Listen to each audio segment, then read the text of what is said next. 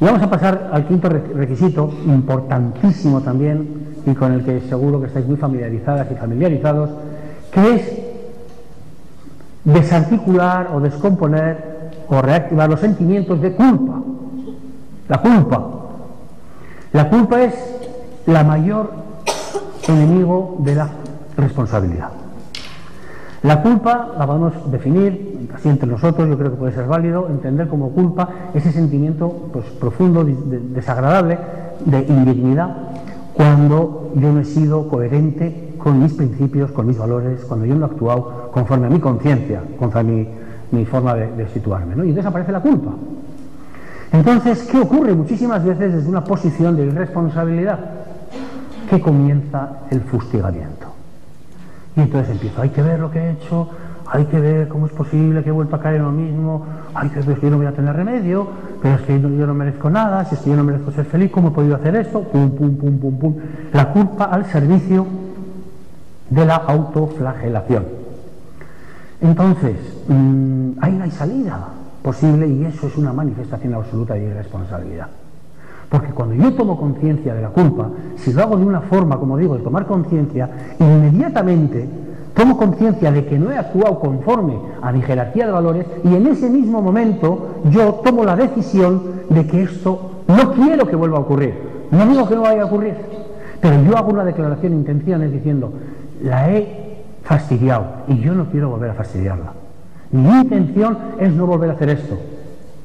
Y en ese momento la culpa se convierte en responsabilidad, independientemente, como digo, de que eso luego vuelva a ocurrir o no. Volverá a ocurrir, porque sabéis que caemos 3, 4, 5, 1000 veces, pero cada vez que caigo, en vez de pasarme el tiempo fustigándome y lamentándome en un pasado que ocurrió, de nuevo no estoy conectado con un presente en el cual me estoy también sintiendo culpable.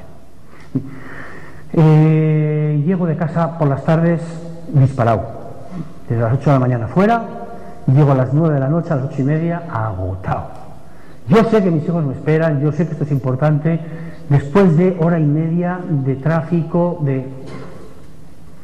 llego y efectivamente cada día me ocurre lo mismo, y viene mi niño, viene mi niña, y dónde has estado, y entonces mi mujer o mi marido me dicen los deberes, habéis hecho los deberes, bueno, se monta un lío y termino dándole 2 tortas, ahora me siento terriblemente culpable, me voy al baño, lloro y digo, otra vez les he pegado, otra vez he gritado, otra vez me he comportado como un monstruo. Hay que ver, qué horrible, ya como con un agujero aquí y vivo desde la culpa, duermo desde la culpa o no duermo desde la culpa y al día siguiente me levanto diciendo hay que ver lo que hice ayer, etcétera, etcétera. Cuando llegan las 8:30 de la noche, sigo conduciendo, me encuentro con el mismo embotellamiento, subo por las mismas escaleras, abro la misma puerta, me encuentro con el mismo niño, se llevan las 2 mismas bofetadas y otra vez empiezo pom, pom, pom, pom, pom, pom, pom, pom, pom. Es decir, hay una cosa elemental. Si no cambio, va a seguir ocurriendo lo mismo. Entonces, la irresponsabilidad en que se manifiesta es más de lo mismo. No cambio la conducta, pues seguirá habiendo el mismo resultado. Si yo sé que cuando llego allí llego disparado, que yo llego con los nervios perdidos, es el momento de decir, bueno, hoy cuando llegue no voy a ir donde los niños, voy a meterme un momentito primero en el baño, voy a contar hasta 10 o incluso me voy a duchar, porque sé que mi automático me lleva a sacar mi irascibilidad, sacarla con los primeros que encuentro, que son ellos, o mi mujer, o quien sea. Entonces, la responsabilidad implicaría que, habiendo tomado conciencia de que mi automático va a plapla, pues decir, hoy lo voy a hacer de otro sitio. Y entonces, cuando llegue, tomaré un espacio, se lo diré a mi mujer, se lo diré a mi marido, déjame un espacio para que yo me asiente, que vengo agotado y que no quiero volver a caer en la misma. Y eso sería la responsabilidad. Entonces, vivir en la responsabilidad es totalmente lo opuesto a vivir en la culpa. En la culpa no hay salida. Y la responsabilidad exige, como digo, pues una posición de actividad y de estar absolutamente conectado con el presente y con una declaración de intenciones. Esto no ha salido conforme yo quería y quiero que salga de otra forma. Y mañana voy a poner los medios para que esto salga de otra forma. Y voy a continuar desde ahí, eso es la responsable. Bien, pues ya creo que os voy a comentar el último requisito para ser responsable, que es, y algunos os vais a rebotar, asumir que somos libres. Sin libertad no puede haber responsabilidad. Por eso, al principio de la charla, yo os comentaba que las posiciones genetistas y ambientalistas, al ser, al fin y al cabo, deterministas, pues nos privaban de la libertad. Libertad que hemos recuperado luego cuando hemos visto que somos el resultado de nuestra carga genética, de nuestro ambiente y de lo que a día de hoy decidamos hacer con todo eso. A día de hoy decidamos hacer una elección. Ahí es donde está la libertad, en la capacidad de elegir. Entonces, pues, tanto en la consulta como digo, en miles de grupos, de todo, pues hay una tendencia, pues claro, muy explicable, a tratar de no ver, de no reconocer, de no sentirnos libres, porque si no somos libres, hasta el Código Penal pues lo tiene como un atenuante de la responsabilidad, ¿no? El sentimiento de obligación, de fuerza mayor, etcétera, etcétera. Entonces, claro, es muy cómodo para todos nosotros el tratar de vendernos nosotros mismos la moto de que no hay libertad, porque ahí ya entonces hay responsabilidad, con lo cual, pues tampoco debería haber culpa, pero no es así. Porque nos conocemos internamente, sabemos que estamos en la libertad. Sí quiero comentar 3 trampillas que solemos utilizar para no sentirnos libres. Entonces, la primera trampilla que utilizamos para decir que no somos libres es señalar que cuando hacemos algo, joder, trae consecuencias. Pues claro. Hombre, digo, es que tú eres libre de pagar la multa o de no pagar la multa. No. Yo no soy libre de pagar la multa o no, porque si no pago la multa me llevan a la cárcel. Digo, bueno, pero esas son las consecuencias. No, pero claro, mira qué cómodo. Entonces así es libre cualquiera. No, eso no tiene nada que ver. Efectivamente, soy libre de pagar Hacienda y no pagar Hacienda. Y si pago hay unas consecuencias, si no pago hay otras. Entonces, insisto, hay muchas personas que como ahí se fijan en las consecuencias, dicen, no soy libre. Entonces, entendéis que esto es un disparate, es decir, no tiene nada que ver una cosa con la otra. La libertad, claro que el ejercicio de la libertad va a tener consecuencias. Y cualquier decisión que tomemos, o cualquier no decisión, porque no se puede no decidir, va a tener consecuencias. Pero eso en absoluto invalida el sentimiento y el concepto de libertad. Sino todo lo contrario, es decir, efectivamente soy libre y por eso decido hacer una cosa u otra, porque valoro las consecuencias. Y entonces elijo. Eso es libertad. Entonces, la primera trampa es entender esto, refugiarnos en la idea de que no somos libres por las consecuencias. La segunda trampa es creer que no somos libres por la omnipotencia. Es decir, el que yo, si fuera libre, podría hacer lo que me da la gana. Y como yo no puedo hacer lo que me da la gana, pues entonces no soy libre. Entonces yo digo, señor o señora, que eso no tiene nada que ver con la libertad, pero que usted me está diciendo que si usted puede hacer lo que le da la gana, eso no se llama ser libre, eso se llama ser omnipotente. Omnipotente es aquel que puede hacer todo. Y en la literatura y en la historia, omnipotente únicamente se ha manifestado Dios. Todos los demás somos personas limitadas pero libres. Entonces, libres en el sentido de que podemos elegir y podemos hacer. Pero claro que estaba una vez, fijaros, viendo un programa de televisión que era acerca de la libertad de enseñanza. Hace muchos años, hace 8 o 10 años.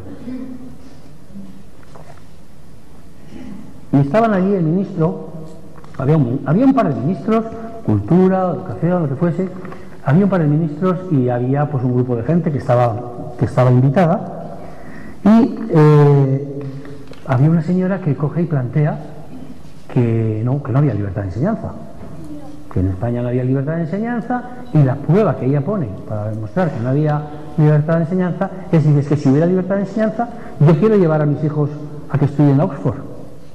¿Puedo? No, luego no hay libertad. Alucinante,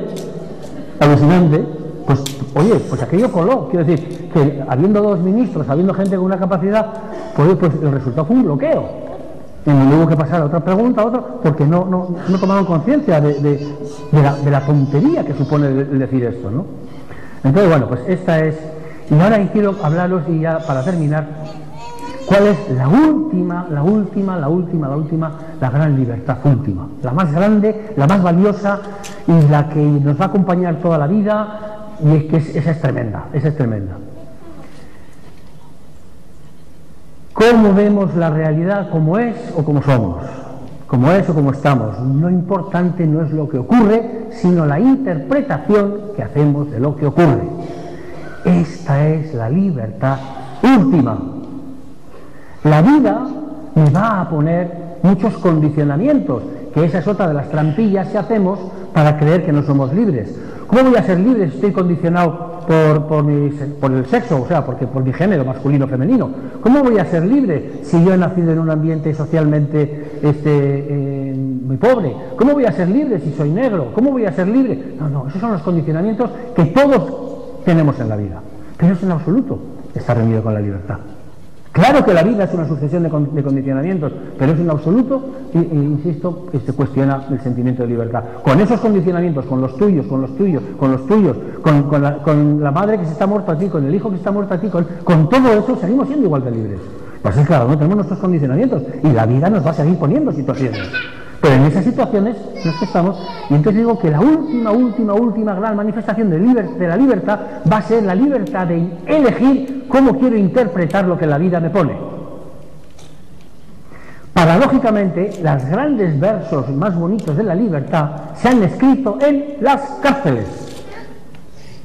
Personas que entre rejas han tomado conciencia de todo esto y desde ahí interpretan desde otro sitio o desde el sitio suyo lo que está ocurriendo.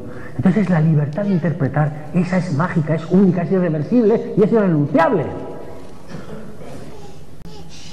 Lo he comentado un par de veces. Me impresionó muchísimo, es que además pues vais a ver que viene al pelo el ejemplo no, el sucedido. Esto me ocurrió en abril del año pasado y yo recibí en consulta a una chica que ya había estado conmigo. Yo hacía tiempo que no cogía gente, pero esta chica había estado trabajando antes conmigo y bueno, venía por una situación muy concreta, muy puntual, y yo pues estuve con ella. Entonces, fijaros lo que le había pasado a esta mujer. Ella vivía con sus dos hijos, estaba separada, y vivía con sus dos niños de 6-8 años, y un padre que estaba diagnosticado de un cáncer, pero muy limitante porque, le daban unas crisis epilépticas asociadas al sueño. Es decir, cuando esta persona se dormía, le entraba la descarga epiléptica, con la cual aquello, imaginaros la angustia que era, si no duerme, ¿por qué no duerme? Y si se duerme, porque la descarga. Bueno, aquello suponía toda la familia alterada, eran habitaciones pequeñas, y estos niños de 6 y 8 años, y este hombre siempre decía: Dios mío, la vida que os estoy dando, Dios mío, estos hijos tuyos, lo que están viviendo, en fin, toda esta historia. Total, que esta chica cuidaba mucho a su padre, y todas las mañanas pues hacía el mismo ritual de abrir la ventana cuando le daba el sol en el este, y le ponía una butaca, y entonces pues le servía un café con leche, y él con su mantita en la butaca y el sol que le daba, y ahí estaba en la habitación 1 hora, 2 horas, las que fuesen. Bueno, pues un tal día de abril, un 6 de abril, 7 de abril del año pasado, pues una vez más hizo lo de siempre y le dijo, le abrió la ventana, lo hecho y se fue a la cocina a por el café con leche. De tal forma que cuando volvió ya no estaba, se había tirado por la ventana. Imaginaros la angustia de esta mujer. Entonces, con una serenidad que a mí me dejó impactado, porque yo este ejemplo lo voy a tener que contar siempre, porque a mí me dejó impactado, esta mujer me dijo: y ahora es el momento crucial de mi vida. Tengo 2 posibilidades.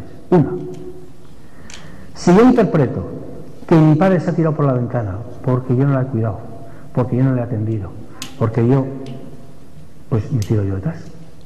Ahora, si yo interpreto que mi padre se ha tirado por la ventana para que nosotros vivamos en paz, me lleno de agradecimiento. Esa era la gran decisión. Esa era la manifestación última de la gran libertad. ¿Qué quieres interpretar? Y todo esto me lo decía ella, sin intervenir yo. Pues yo me quedaba, Dios mío, qué pedazo de mujer. Bueno, pues si en esos casos tan duros se puede tener la lucidez de poder llegar a decidir con qué ojos quiero ver mi vida, pues imaginaros si en la vida ordinaria no podemos reflexionar un poquito y decir: a ver, esto que está ocurriendo, desde dónde yo lo quiero interpretar, desde dónde lo quiero ver, desde dónde lo quiero asumir. Así que bueno, pues concluyo pues con una idea de entender cómo la responsabilidad va a ser algo así como conocer mis necesidades, identificar cuáles han sido mis elecciones y, lógicamente, aceptar sus consecuencias.